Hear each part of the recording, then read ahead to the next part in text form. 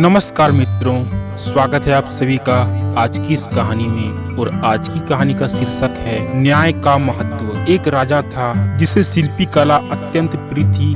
वह मूर्तियों की खोज में देश प्रदेश जाया करता था। इसी प्रकार वे कई मूर्तियां अपने राज्य महल में लाकर रखते थे और स्वयं उनकी देखरेख करवाते थे। सभी मूर्तियों में उन्हें 3 मूर्तियां जान से भी ज्यादा प्यारी थी। सभी को पता था कि राजा को इन मूर्तियों में अत्यंत लगाव है। एक दिन एक सेवक इन मूर्तियों की सफाई कर रहा था, तभी गलती से उनके हाथों से एक मूर्ति टूट गई। जब राजा को यह बात पता चली तो उन्हें बहुत क्रोध आया और उन्होंने उस सेवक को मृत्यु दंड देने का फैसला किया। सजा के सुनने के बाद सेवक ने अन्य 2 मूर्तियां को भी तोड़ दिया। यह देखकर सभी को आश्चर्य हुआ। राजा ने उस सेवक से इसका कारण पूछा। तब उस सेवक ने कहा, महाराज क्षमा करना, यह मूर्तियां मिट्टी की बनी है, अत्यंत नाजुक है, अमरता का वरदान लेकर तो आई नहीं है। आज नहीं तो कल टूट ही जाती। अगर मेरे जैसे किसी प्राणी से टूट जाती तो उसे अकारण ही मृत्यु दंड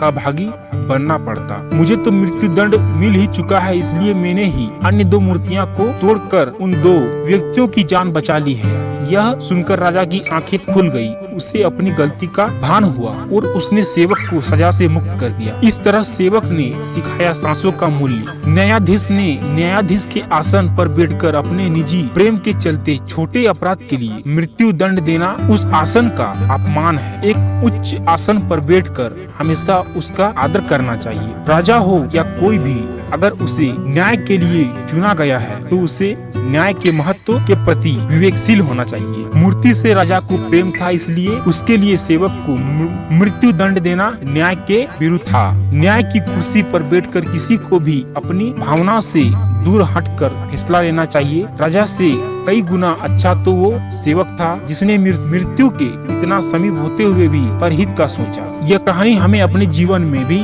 बदलाव करने के प्रति प्रेरित करती है। कभी कभी हमारी प्रिय वस्तु के टूट जाने अथवा खो जाने पर हम अपने पर ही गुस्सा करते हैं। हम एक वस्तु और रिश्ते के फर्क को भूल जाते हैं और अनादर करने लग जाते हैं, जो कि गलत है। ये कहानी हमें शिक्षा देती है कि आवेश में आकर कभी कोई निर्णय नहीं लेना चाहिए। धन्यवाद।